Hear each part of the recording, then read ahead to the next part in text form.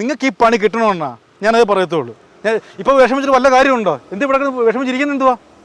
ഈ ആൾദൈവങ്ങളുടെ മുമ്പിൽ പോകുന്ന ഇവർക്കൊരു പാഠമായിരിക്കണം നിങ്ങളുടെ ജീവിതം. നാണമുണ്ടോ ഇത്രയും പൈസ കൊണ്ട് കൊടുത്തിട്ട് ഇവിടെ ഒന്ന് കുത്തിയിരിക്കാൻ?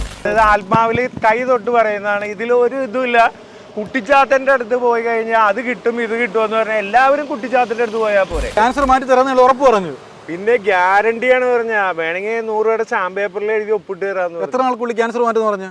പൂജ ചെയ്ത് കഴിഞ്ഞാൽ അപ്പം തന്നെ ക്യാൻസർ പോകുന്നു. ഈ ആൾദൈവങ്ങളുടെയും അന്ധവിശ്വാസത്തിൻ്റെ ഒക്കെ പുറകെ പോകുന്ന അളിയന്മാർക്ക് 8ന്റെ പണി കിട്ടിയിരിക്കണം. കാരണം എന്ന് വെച്ചാൽ അന്ധവിശ്വാസം അത്രത്തോളം വളർന്നുകൊണ്ടിരിക്കുകയാണ്.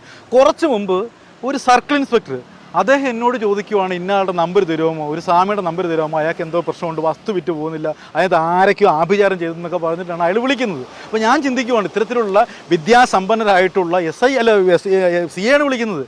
അത്തരം ആളുകൾ പോലും ഇത്തരത്തിലുള്ള അന്ധവിശ്വാസങ്ങൾ പെട്ടുടലുകയാണ്. അത് മാത്രമല്ല, പേരെടുത്ത് പറയാൻ ആഗ്രഹിക്കുന്നില്ല, 2-3 സിനിമാ താരങ്ങൾ അവർക്ക് സിനിമയിൽ അവസരങ്ങൾ കുറയുകയാണ്. അതെന്താ കാരണം? അത് ആരോ കൂടുപത്രം ചെയ്തേക്കാണ്, വേറെ നടന്മാർ കൂടുപത്രം ചെയ്തേക്കാണ്. അതിനെന്താ പരിഹാരം? അതിന് പറ്റിയ സ്വാമിമാർ കയ്യിലുണ്ടോ എന്നൊക്കെ പറഞ്ഞ് എന്നെ ഇങ്ങനെ വിളിക്കുന്നുണ്ട്.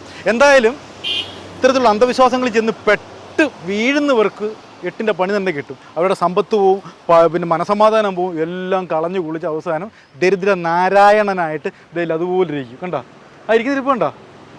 ഒരു സമയത്ത് കോടികളുടെ ആസ്തിയുള്ള മനുഷ്യനായിരുന്നു, ഇഷ്ടം പോലെ പൈസ അപ്പൂപ്പനന്മാരായിട്ട് ഇഷ്ടംപോലെ ഉണ്ടാക്കി, അവസാനം ഒന്നുമില്ലാതെ ദയായിരിക്കുന്നു. പുള്ളി ഒരു ഗവൺമെൻറ് കോൺട്രാക്ടറാണ്, ഒരു പാവം പിടിച്ച മനുഷ്യനൊന്നുമല്ല. അത്രയും കോടികളുടെ ആസ്തിയുള്ള മനുഷ്യൻ ഇപ്പോൾ ആരും പേരും അറിയാതെ ഇങ്ങനെ ഇരിക്കുകയാണ്. ഒരു ദേവാലയത്തിൽ കൊണ്ട് പൈസ കൊടുത്തു, ഒരു ആൾദൈവത്തിനടുത്ത് കൊണ്ടുപോയി പൈസ ഇഷ്ടം പോലെ കൊടുത്തു, അയാൾക്ക് ഇദ്ദേഹത്തിൻ്റെ രോഗം മാറണമെന്ന് പറഞ്ഞു. അവസാനം ആൾദൈവം ഉണ്ടല്ലോ, അതാണ് 8ന്റെ പണിയാണ് കൊടുത്തേക്കുന്നത്. അതാണ് പറഞ്ഞത്, കിട്ടിയിരിക്കണം. നിങ്ങൾക്ക് ഈ പണി കിട്ടണമെന്നാ ഞാനത് പറയത്തുള്ളൂ. ഞാൻ ഇപ്പോൾ വിഷമിച്ചിട്ട് വല്ല കാര്യമുണ്ടോ? എന്ത് ഇവിടെ വിഷമിച്ചിരിക്കുന്നത് എന്തുവാ? ഈ ആൾദൈവങ്ങളുടെ മുമ്പിൽ പോകുന്ന ഇവർക്കൊരു പാഠമായിരിക്കണം നിങ്ങളുടെ ജീവിതം. നാണമുണ്ടോ ഇത്രയും പൈസ കൊണ്ട് കൊടുത്തിട്ട് ഇവിടെ ഒന്ന് കുത്തിയിരിക്കാൻ? ഇപ്പോൾ വിഷമിച്ചിട്ട് വല്ല കാര്യമുണ്ടോ? 6ാം ക്ലാസ്സിൽ തോറ്റവര് IASകാരുടെ തലയിലെടുത്ത് നിശ്ചയിക്കുന്ന നാടല്ലേ നമ്മളുള്ള. അപ്പോൾ കേവല വിദ്യാഭ്യാസമുള്ള നമ്മൾക്കൊക്കെ തെറ്റുപറ്റിയെന്ന് പറഞ്ഞാൽ അതിൽ പരിതപിക്കാനൊന്നുമില്ല. അണ്ണാ എത്ര കോടി പോയി? ഒരു 1.5 കോടി. 1.5 കോടി രൂപയാണ്. ഇന്നത്തെ സ്വർണത്തിന്റെ മാർക്കറ്റ് വിലയൊക്കെ ഒന്ന് നോക്കിക്കഴിഞ്ഞാൽ അതൊക്കെ ഒരു 1.25 കോടിയും അതിന് മുകളിൽ വരും. 1.25 കോടി രൂപ കൊണ്ട് ഒരു ആൾദൈവത്തിന് അണ്ണാക്കിലോട്ട് തള്ളിയിട്ട് കുത്തിയിരിക്കുവാണ്, കറുത്ത മുണ്ട് കൊടുത്തുകൊണ്ട്. ഒന്ന് ആലോചിച്ച് നോക്ക്. കയ്യിലിരുന്ന കാശും പോയി. ഇപ്പൊ ഞാൻ അയാൾ കൊടുത്ത കേസിൽ ഞാൻ പ്രതിയുമായേക്കാണ്. അതാണ് രസം. അതാണ്, ഞാനൊരു ഇരയാണ്. എന്റെ ഭാഗമൊന്നും കേൾക്കാൻ പോലീസിന് ഒരു താല്പര്യമില്ല. അണ്ണാ ഞാൻ ചോദിക്കും, കഥ നമുക്ക് പ്രേക്ഷകർക്ക് മനസ്സിലാവുന്ന രീതി പറയാം. എന്തായാലും എന്റെ കയ്യിൽ സാധാ കാറേ ഉള്ള, അയാളുടെ കയ്യിലുള്ളത് ബെൻസ്, കൂപ്പർ, പിന്നെ എന്തൊക്കെയുള്ളതെന്ന് ഇപ്പൊ എനിക്കറിയാം, റേഞ്ച് റോവർ. അങ്ങനെ ഞാൻ ചെന്നപ്പോ അയാള് വലിയ സംഭവമൊന്നും ഇല്ലായിരുന്നു. അണ്ണാ എന്തിനു വേണ്ടി ഈ ആൾദൈവത്തിന്റെ ചെല്ലുന്നത്? ആൾദൈവൻ എനിക്ക് ക്യാൻസർ വന്ന് ഞാൻ സൂലായിരുന്നപ്പോ എന്റെ ഒരു പ്രിയപ്പെട്ട കൂട്ടുകാരൻ എന്നെ കാണാൻ വന്നു. ആ ആളാ പറഞ്ഞത്, ഇങ്ങനെ ഒരു ശക്തിയുള്ള ഒരാളുണ്ട്, ഒരു ജോത്സ്യനുണ്ട്, അയാളുടെ അടുത്ത് പോയി കഴിഞ്ഞാൽ ഇപ്പൊ കാര്യങ്ങൾക്ക് ഒരു തീരുമാനമാകുമെന്ന് പറഞ്ഞു. അണ്ണ ജോലി എന്ത് വരുന്നത്? ഞാനൊരു ഗവൺമെന്റ് കോൺട്രാക്ടർ. അത്യാവശ്യം നല്ല രീതിയിൽ ജീവിച്ചു വരുന്ന ഒരു ഇതായിരുന്നു. കയ്യിൽ കുറച്ച് പൈസയും ഉണ്ടായിരുന്നു. പൈസയും കാര്യങ്ങളൊക്കെ അത്യാവശ്യം ഉണ്ടെന്ന് അറിഞ്ഞുകൊണ്ട് അയാള് എല്ലാവരെക്കാളും കൂടുതൽ എന്നെ സ്നേഹിക്കുകയും എന്നെ പരിഗണിക്കുകയും ചെയ്ത് കഴിഞ്ഞപ്പോ ഞാൻ അയാളുടെ ചതിക്കുഴിയിൽ പെട്ടുപോയി. അതാണ് സത്യം. അയാള് ക്യാൻസർ മാറ്റി തരാന്ന് ഉറപ്പ് പറഞ്ഞു. പിന്നെ ഗ്യാരണ്ടിയാണ് പറഞ്ഞ വേണമെങ്കിൽ 100 രൂപയുടെ സ്റ്റാമ്പ് പേപ്പറിൽ എഴുതി ഒപ്പിട്ട് തരാന്ന്. എത്ര നാൾക്കുള്ളിൽ ക്യാൻസർ മാറ്റെന്ന് പറഞ്ഞു? പൂജ ചെയ്ത് കഴിഞ്ഞാൽ അപ്പൊ തന്നെ ആലോചിച്ച് നോക്കി. ഇവന്മാർ ഇങ്ങനെയുള്ള ആൾദൈവങ്ങൾ ഏറ്റവും കൂടുതൽ മുതലെടുപ്പ് നടന്ന അസുഖം മാറ്റാം, ജോലി വാങ്ങിച്ചു തരാം, സമ്പത്ത് ഇരട്ടിയാക്കി തരാന്ന് പറഞ്ഞാൽ നമ്മൾ ആ കുഴിയിലേക്ക് ചാടിക്കും. ആ കുഴിയിൽ അണ്ണന്റെ പേര് ഗോപാലകൃഷ്ണൻ വീണു. എനിക്ക് അത് മാത്രമല്ലായിരുന്നു വാഗ്ദാനങ്ങള്. യൂസഫ് അലിക്ക് എത്ര സമ്പത്തുണ്ടെന്ന് എന്നോട് ചോദിച്ചത്. അപ്പൊ യൂസഫ് അലിയുടെ കറക്റ്റ് സമ്പത്ത് എനിക്ക് അറിയാൻ പാടില്ല. ഞാൻ പറഞ്ഞ ഒരു 10-35 കോടി രൂപയൊക്കെ കാണുമെന്ന് പറഞ്ഞു. അപ്പൊ എന്നോട് പറഞ്ഞു, ചേട്ടന്റെ വീട്ടിൽ 2 സ്ഥലത്ത് നിധി ഇരിപ്പുണ്ട്, അത് യൂസഫ് അലിയുടെ സമ്പത്തിന്റെ ഇരട്ടിയാണെന്ന് പറഞ്ഞു. നിധി ഇരിപ്പുണ്ടെന്ന് പറഞ്ഞു. ഞാൻ എന്റെ ദിവ്യദൃഷ്ടി കാണുന്നുണ്ട്. അപ്പൊ നിധി എടുക്കണമെന്നുണ്ടെങ്കിൽ പ്രതിഷ്ഠ നടത്തണമെന്ന് പറഞ്ഞു. അങ്ങനെ ഭദ്രകാളി വിഷ്ണുമായ കുട്ടിച്ചാത്തന്റെ പഞ്ചലോക വിഗ്രഹം പണിയാനായിട്ട് 150 പവന്റെ ഗോൾഡ് കോയിനും എന്റെ കയ്യിൽ നിന്ന് മേടിച്ച്, അത് വാർപ്പ് കൂലി ഇരിങ്ങാലക്കുടയിൽ എന്തോ നടവരമ്പ് എന്ന് പറയുന്ന സ്ഥലത്ത് എന്താണ് അയാൾ ചെയ്യിച്ചെന്ന് പറയുന്നത്, അവിടെ 2.5 ലക്ഷം രൂപ കൊടുക്കണമെന്ന് പറഞ്ഞാൽ ആ പൈസയും മേടിച്ച്. ഇതെല്ലാം കഴിഞ്ഞ് പ്രതിഷ്ഠ ചെയ്തെല്ലാം കഴിഞ്ഞ് ഞാൻ പിന്നെ ഈ മാർഗത്തിൽ ആ റൂട്ടിൽ ഒരു ദിവസം പോയി കഴിഞ്ഞപ്പോഴാണ് 12,000 രൂപയുടെ വിഷ്ണുമായയുടെ പ്രതിമയും 8,000 രൂപയുടെ ഭദ്രകാളിയുടെ അതേ സെയിം പ്രതിമ അവിടെ ഇരിപ്പുണ്ട്. ഇത് എന്തോ പറഞ്ഞ പുള്ളി മേടിക്കുന്നുണ്ട് ഈ 1.5 കോടി രൂപ മേടിച്ചെന്തിനാ? എങ്ങനെ 1.5 കോടി മുടക്കി ഇതെല്ലാം ചെയ്ത് കഴിഞ്ഞിട്ടുണ്ടെങ്കിൽ നിധി എടുക്കാന്ന് പറഞ്ഞ 2000 കോടി രൂപയുടെ. അണ്ണ ഇത്രയും വിദ്യാഭ്യാസമുള്ള ആൾ എങ്ങനെ വന്ന് പെട്ടെന്ന് നീ എന്തോ പഠിച്ചു? ഗവൺമെന്റ് കോൺട്രാക്ടർ അല്ലേ? അതിപ്പോ എത്രയോ പേര് ഇപ്പൊ ജഡ്ജിമാരെയൊക്കെ പറ്റിച്ച് ഓൺലൈൻ തട്ടിപ്പുകാർ കാശ് കൊണ്ടുപോകുന്നുണ്ട്. അപ്പൊ പിന്നെ എന്റെ അവസ്ഥ പറയാം, നമ്മൾ ആ ക്യാൻസർ എങ്ങനെ മാറ്റണം. അതിപ്പോ നിങ്ങൾക്ക് ക്യാൻസർ വരുമ്പോഴാണ് നിങ്ങൾ അതിന്റെ എല്ലാ സാധ്യതകളുടെ ഒരു ലോകവും പരിശോധിക്കുക, എല്ലാ വാതിലിലും മുട്ടും. എനിക്കിത് വന്നു കഴിഞ്ഞപ്പോ ഇയാള് പറഞ്ഞ കാശിന് ഇത് ചെയ്ത് കഴിഞ്ഞാൽ പിന്നെ ക്യാൻസറിനെ പേടിക്കാതെ ജീവിക്കാമെന്ന് വിചാരിച്ചു. എന്റെ പിള്ളേരാണെങ്കിലും ചെറുതാണ്, കുഞ്ഞു പിള്ളേർ, അന്ന് അവര് മറ്റേ +1 പഠിക്കുന്ന സമയമാണ്. അപ്പൊ ഒരു 3-4 കൊല്ലം കൂടിയൊക്കെ ജീവിച്ചിരിക്കാനുള്ള ഒരു മോഹം ആർക്കും ഉണ്ടാവുമല്ലോ. അത് നമ്മുടെ ആൾദൈവം മുതലെടുത്ത്. എന്റെ മാത്രമല്ല, അത് കഴിഞ്ഞ് ഞാൻ എന്റെ ഒരു ഫ്രണ്ടിനെ കൊണ്ടു ചെന്ന്, ഒരു പെൺ സുഹൃത്താണ്, അവരായിട്ട് ഞാൻ അവിടെ ചെന്ന് ഇയാൾ ചോദിച്ചൊക്കെ നോക്കി ഞാൻ അവരെ തിരിച്ച് ആക്കാൻ എറണാകുളത്ത് വന്നപ്പോഴേക്ക് ഇയാളെ കോള് വരെ എന്നെ വിളിച്ചിട്ട് പറഞ്ഞു, ചേട്ടാ ആള് കൂടെ വന്ന ആള് പോയാ? ഞാൻ പറഞ്ഞു പോയില്ല, കൂടെ ഉണ്ട്. അന്ന് ആക്കിയിട്ട് വിളിക്കുന്നു പറഞ്ഞു. ഞാൻ ആക്കിയിട്ട് വിളിച്ചപ്പോ പറഞ്ഞു, ചേട്ടന്റെ കൂടെ വന്ന അവരുടെ ഗർഭപാത്രത്തിൽ ക്യാൻസറാണ്, ഉടനെ പൂജ ചെയ്തില്ലെങ്കിൽ അത് പ്രശ്നമാകുന്നു. അങ്ങനെ അവരെ കയ്യിൽ കാശും പണവും ഇല്ലാഞ്ഞിട്ട് പിന്നെ എന്റെ ഒരു സുഹൃത്തും അല്ല, ജീവിച്ചിരിക്കട്ടെ എന്ന് പറഞ്ഞ് ഞാൻ ആ പൈസ കൊടുത്ത് ഇയാളെ കൊണ്ട് പൂജ ചെയ്യിച്ചു. നമ്മൾ പെട്ടതും പോരാ, മറ്റുള്ളവരെ പെടുത്തുകയും ചെയ്തു. പെടുത്തെങ്കിൽ എന്തെങ്കിലും കാശ് കൊടുത്താണ്. അവർക്ക് വേറെ കഷ്ടനഷ്ടമൊന്നും ഇല്ല, പണം പോയത് എന്റെയാണ്. അത് അവര് മാത്രമല്ല, ഒരു 11ഓളം പേരെ ഞാൻ കൊണ്ടുപോയി ഇത് ചെയ്തായിരുന്നു. ഒരു ഹൈക്കോടതിയിലെ അഡ്വക്കേറ്റ് ഉണ്ട്, അവര് പേര് കേട്ട അഡ്വക്കേറ്റ് ആണ്, അവരുടെ ഭർത്താവ് സീനിയർ മോസ്റ്റ് ആണ്.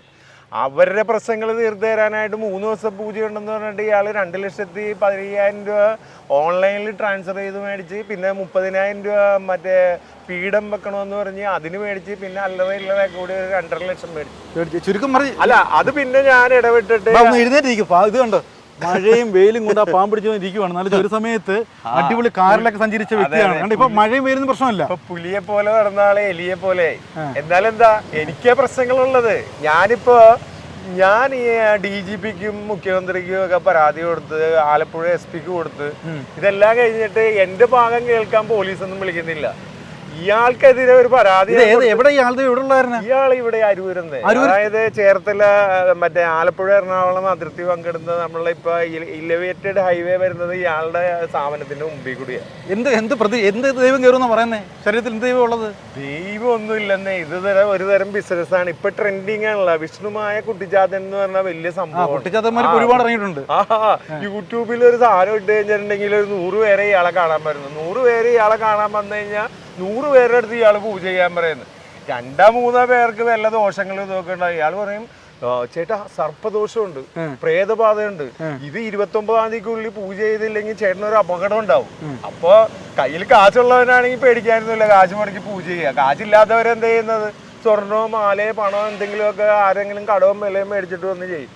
ഞാൻ അവിടെ നിൽക്കുന്ന സമയത്ത് എത്രയോ പേര് അവിടെ വന്ന് കരഞ്ഞിട്ടുണ്ടെന്ന്. ചുരുക്കം പറഞ്ഞ സമാധാനവും പോയി, പണവും പോയി, എല്ലാം പോയി അല്ലേ? നേരത്തെ ഇതിന്റെ മൂട്ടിൽ ഇരിപ്പായി. അതെ, നേരത്തെ ഉള്ള അവസ്ഥ എന്തായിരുന്നു വെച്ചാൽ, ഇത് ഓരോ ആൾക്കാർക്കും ഓരോ പാടായിരിക്കണം, അവസ്ഥാന്തരങ്ങൾ എന്ന് പറയും. ഇത് ഞാൻ കാശ് കൊടുത്ത് മേടിച്ച എന്റെ ഒരു അവസ്ഥയാണ്. കയ്യിലിരുന്ന കാശും പോയി. പിന്നെ ഞാൻ പോലീസിന്റെ ഇപ്പൊ നോട്ടപ്പുള്ളിയായി. അയാൾക്ക് പല സ്വാധീനങ്ങളും ഇതൊക്കെ ഉണ്ട്. പിന്നെ ഇനി പോലീസുകാർക്ക് ഇയാളെ പേടിയാണെന്ന് അറിയാൻ പാടില്ല. ഈ കുട്ടിച്ചാത്തൻ ഇതെന്നൊക്കെ പറയുമ്പോൾ ഇനി ഇയാളെ പിടിച്ചകത്തിട്ട് കഴിഞ്ഞാൽ കുട്ടിച്ചാത്തൻ കോപിച്ചാലാന്ന് പറഞ്ഞിട്ട് എനിക്കറിയാൻ പാടില്ല. ഇത് ഈ പോലീസുകാർ ഏറ്റവും വലിയ അന്ധവിശ്വാസികളാന്ന് എനിക്കിപ്പോ തോന്നുന്നു. ഒരു സമയത്ത് എടുക്കാൻ വയ്യാത്ത മാലയും വാച്ചൊക്കെ ഇട്ട് കിടന്ന മനുഷ്യൻ ഇപ്പൊ ഉടുവസ്ത്രം മാത്രമായി അല്ലേ, കറുപ്പിലാക്കി. അതെ, ഇനിയെങ്കിലും ഇങ്ങനെയുള്ള വിശ്വാസം ചാടുമോ ഇനിയിപ്പം?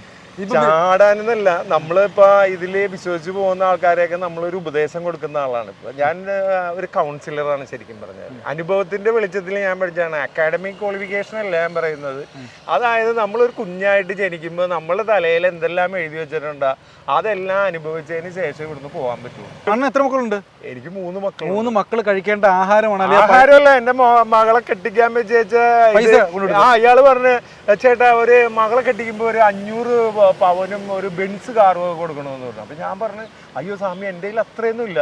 പൂർവിക സ്വത്തായിട്ട് കിട്ടിയ കുറച്ച് ഗോൾഡ് കോയിനും ഞാൻ മേടിച്ചതൊക്കെ കൂടി ഒരു 100-150 ഗോൾഡ് കോയിനുണ്ടെന്ന് പറഞ്ഞു. അത് പറഞ്ഞ ആ ഒറ്റ ഒരു അബദ്ധത്തിലാണ് ഇയാള് പിന്നെ പഞ്ചലോക വിഗ്രഹം ഇതാകാന്നും പറഞ്ഞ് 150 പവൻ അങ്ങോട്ട് മേടിച്ചിട്ട് പോയി. പോലീസ് ഇതൊന്നും അന്വേഷിക്കുന്നില്ലെന്ന്.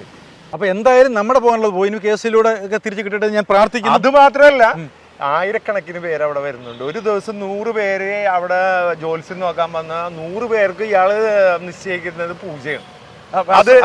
അത് ഓട്ടോറിക്ഷക്ക് വരുന്നവന് 15,000 ആണെങ്കിൽ ഒരു സെഡാൻ കാറിൽ വരുന്നവന് 25,000. അതൊരു ലക്ഷറി കാറൊക്കെ ആയി കഴിയുമ്പോൾ 2-2.5 ലക്ഷവും.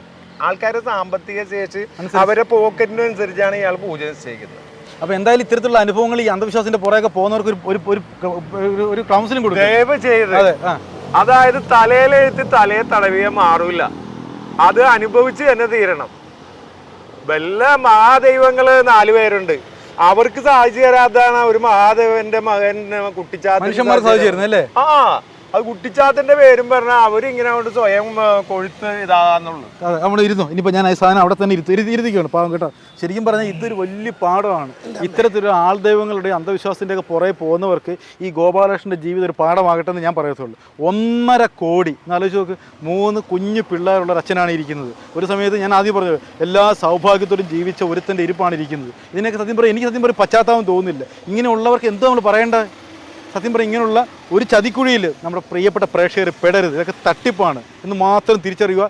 ഒരു പുനർചിന്തനം നിങ്ങൾക്ക് എല്ലാം ഉണ്ടാവട്ടെ. ഭൂലോക തട്ടിപ്പ്, പശ്ചാത്തപിക്കുക. അനുഭവത്തിന്റെ വെളിച്ചത്തിലെ പറയുന്നത്, ആത്മാവിൽ കൈ തൊട്ട് പറയുന്നതാണ്. ഇതിലൊരു ഇതുമില്ല.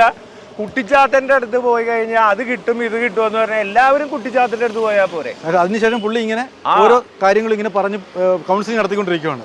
എന്തായാലും ഇത്തരത്തിലുള്ള അനുഭവങ്ങളിലും ദുരനുഭവങ്ങളിലൊന്നും പോയി ആരും പെടലെന്ന് മാത്രം മനസ്സൊരുക്കി പ്രാർത്ഥിച്ചുകൊണ്ട്